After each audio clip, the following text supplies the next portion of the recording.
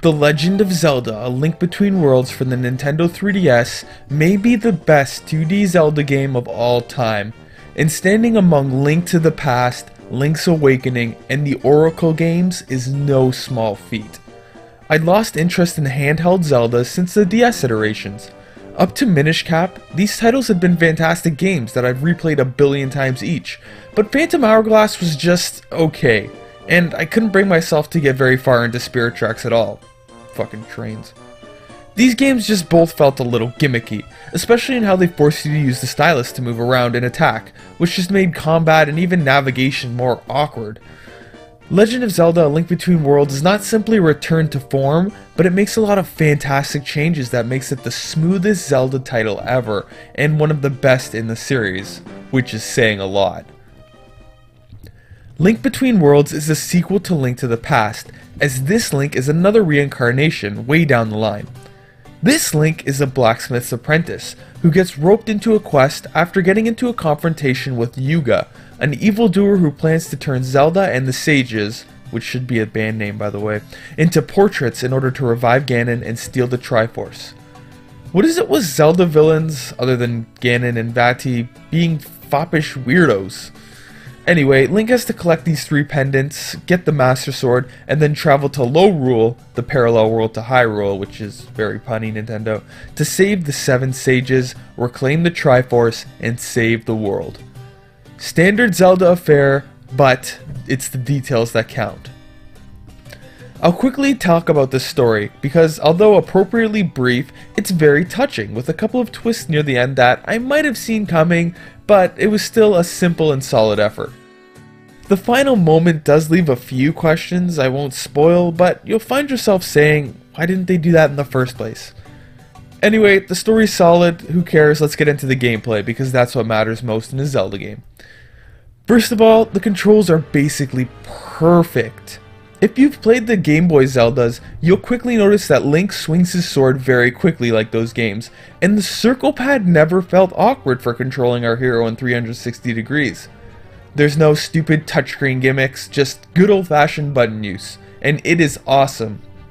In fact, the touchscreen is only used to quickly shuffle between items, check the map, and other small functions that are all geared towards saving time. It's just way more convenient. That's how you use a new feature to enhance the experience. Don't do stupid shit like throwing a gyroscope control or other stupid gimmicks. Just enhance the experience. You even get the ability to warp around early on. This game just cuts all the fat you see in a lot of other Zelda games and manages to be so well paced and enjoyable. Oh my god, marry me, Link Between Worlds. The dungeons are fantastic. This is seriously some of the best game design I've seen in a Zelda game, especially with the incorporation of turning Link into a painting. At first I thought this was yet another stupid gimmick, every Zelda game has to have at least one, but being able to go into walls introduces another dimension of puzzle solving, and they use it so well here, especially with the stamina bar. Speaking of the stamina bar, you don't have to pick up items and equipment like you do in other Zelda games, like no spare arrows or spare bombs. It's all replaced by a stamina bar, which forces you to be strategic, and it also cuts a lot of the stupid item management. Another cool thing they did was the use of items. Sure, they basically have signs to tell you what items to use in these dungeons, but oh my god, there's so many ways these puzzles can be solved. And I loved how the dungeon focused more on different altitudes, really using that 3D perspective to enhance the experience. Another great thing about these dungeons is how the 7 main dungeons can be done in whatever order you want. Go to Turtle Rock first, go to the Lost Woods last, it's all up to you. Unlike other Zelda games, no one's holding your hand telling you what to do, it's your adventure, play it as you want. There's a lot of little secrets and items scattered across Hyrule and Lorule. Of course, you may be wondering, how do items work here if there's no order to the dungeons? Well, I'm glad I thought of you hypothetically asking. From pretty early on in the game, Ravio the merchant makes most of the items immediately available to rent. Yes, you can rent the bow, bombs, everything right before you even reach one sage, and there's even some cool new items to go along, like the leaf tornado. However, there is a catch. When you die, the rental period is over. So you have to bring all the items back and pay for them again, but you can eventually buy items, and the game ensures that rupees are really easy to collect in this title. There's a lot of money being thrown around, and they even throw out the issue of wallet size, as you start with being able to hold 9,999 rupees. So good, Nintendo, thank you. So having all these items with this rental system softens the issues of Zelda games being a little too formulaic with a smart choice. There's a lot of other neat little things too, like fun mini-games, the treacherous tower, new weapons, cool bosses, secrets, a giant fetch quest, a hero mode. They pack a lot into this handheld title and sunk away my hours and made me feel like I was playing Zelda as a kid again. There's so many nice little touches, like the silly dialogue, the circle that appears when you charge up your sword to show the range of your spin attacks, so cool, and how opponents could hit each other. But A Link Between Worlds has a few issues. My biggest complaint about the game is that it was a little too similar to A Link to the Past.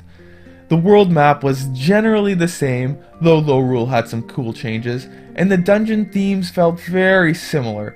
Most of the enemies were the exact same, and the music was even mostly remakes. In one way, it's fantastic because it's a throwback to one of my favorite childhood games, and the nostalgia was through the roof. But on the other hand, it kind of felt a little lazy, like they could have made some more drastic changes. This could be considered a little more subjective, I guess, but my other complaint is that the game feels pretty short and a little easy. I beat the main story in about 4 days without trying to marathon it or anything, and the quality was so good and the game was so smart with cutting the fat, I can't really blame it. I was just hungry for more, but there's a lot of replay value and extra stuff to keep me busy. Besides, it is a handheld title and it's perfect for that. The graphics in the game are amazing in my opinion. I saw an online review that bashed these graphics as disgustingly ugly. I'm sorry, am I blind? This game looks absolutely amazing. The environments are colorful, the character models look great, it's fantastic. The music in the game is also amazing, though, as I said, there's a few too many remakes and not enough original stuff. Still awesome though, especially the remake of the Dark World theme. Classic. In conclusion, The Legend of Zelda: A Link Between Worlds reminded me and a lot of other longtime Zelda fans that handheld Zelda is still relevant and can be amazing. This is one of the best 3DS games out there in my opinion, and will satisfy longtime fans and newcomers alike. There are so many intelligent and intuitive design choices that make it an enjoyable ride and another legendary entry into a legendary series. Thanks for watching.